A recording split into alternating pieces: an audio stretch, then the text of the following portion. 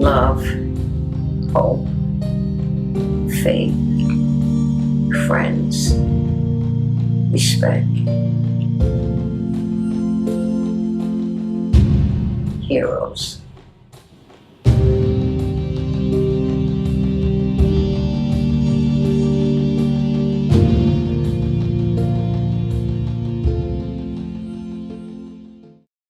I was in the Navy and I was military police. I'm Sergeant First Class. I served in the United States Marine Corps. I was really, really let down by my country. Let's just put it that way. I was accused of being a spy, for intimidation. I was raped. Me and my daughter suffered basically life-threatening injuries while I was delivering her at a military base. Everything kind of fell apart. I mean, I've lost everything, my children included. How do I deal with this and what's the best way to deal with it? And I started reaching out. After I left corrections, I got into a wrong crowd of people. I bought something that I thought was for my protection, which it was, but it cost me to go into the system, to now to be on the other side. I believe because of my training in the service, my training as an officer, my upbringing is what helped me get through that time in my life that became very dark. I came home, and once they found out that I was a service person, they immediately put me into Samaritan Village. After I gave birth to Jay, my mom basically kicked me out of the house. So me and Jay slept in my car and for a little while, and then I got with one of my friends that I went to high school with, and she gave me a job. So I would have Jalen in the daytime, and at night, so he didn't have to be in the car with me or outside. I would take him to a close friend of mine's house. She would take him for the night, and I would be out all night selling crack. This year, we work in collaboration with this organization called Housing Plus Solutions, who offered us 40 units for homeless women veterans. We feel as if we're not as acknowledged as much as male veterans.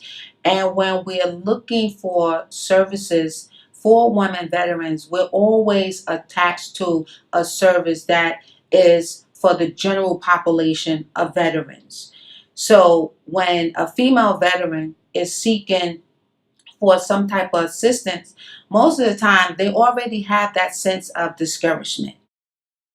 The position as a peer recovery coach gives you the unique position of being on a certain level with them. So it's not clinical, it's more peer orientated. So there's a level of comfort. So let's say Roxy admits a client into the program, then I also talk to them, see where they're at. Each client has a unique set of circumstances. So we try to just give them, they come into a program, it's new. So you got to get them a level of comfort, get them to trust us to help them through this process of homelessness. My name is Anjali Jain. I work with Housing Plus Solutions, also work in collaboration with Samaritan Village. My role at Housing Plus Solutions as a trauma therapist is to see the referred clients, mostly veterans, and doing everything from initial assessment to their therapy and making referrals.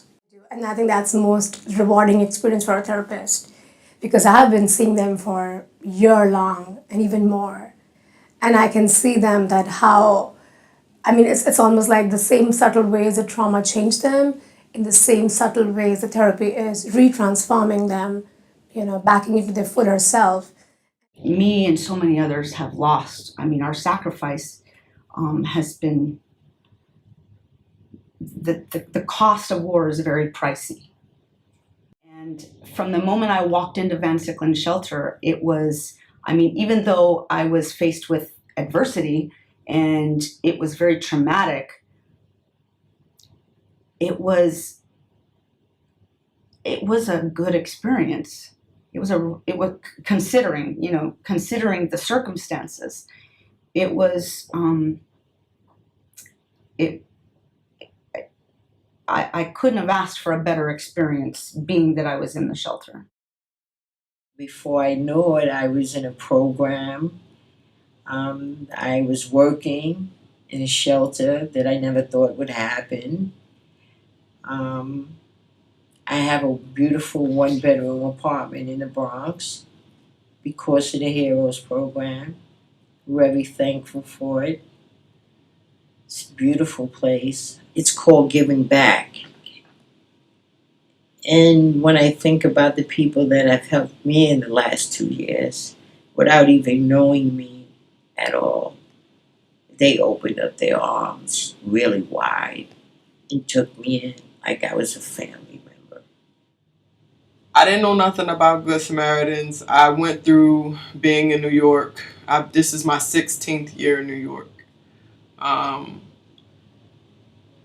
I went through being on the street, being homeless, us sleeping in the car. And it's more so because of my my mental health is what kind of just had us out there on the street like that. I got tired. I was like, you know what, I'm over 30, I'm getting old, and my son is getting older. He's in the senior year of high school this year. So it's like, I said, I got to try and show him something different. I met Miss Roxy Pringle there, and I was like, oh my God, who is this lady? But she helped me a whole lot.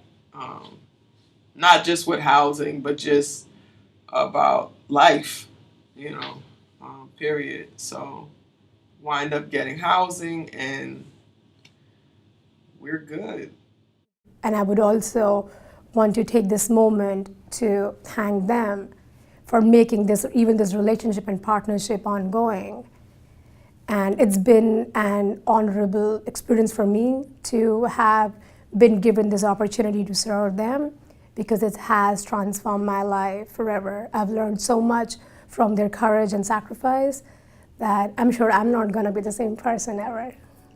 When the Heroes program ends, the program may end, but the memories will never die. Heroes will continue to live on in each one of these veterans for the rest of their lives. Heroes is a program that made such a great impact on the way that it transitioned so many of these homeless women veterans.